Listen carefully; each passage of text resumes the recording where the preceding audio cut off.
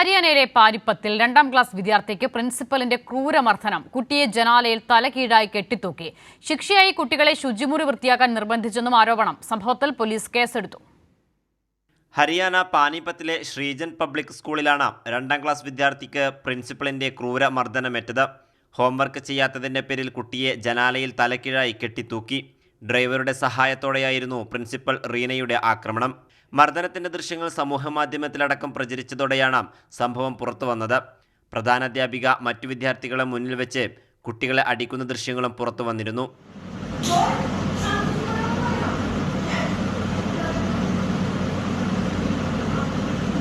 രണ്ടു കുട്ടികളോട് മോശമായി പെരുമാറിയതിനാണ് ശിക്ഷിച്ചതെന്നും ശിക്ഷിക്കുന്നതിന് മുമ്പ് മാതാപിതാക്കളെ അറിയിച്ചിരുന്നുവെന്നായിരുന്നു അധ്യാപികയുടെ മറുപടി. കുട്ടികൾക്ക് ശിക്ഷയായി ശുചിമുറി വൃത്തിയാക്കാൻ നിർബന്ധിക്കാറുണ്ടെന്നും മാതാപിതാക്കൾ ആരോപിച്ചു.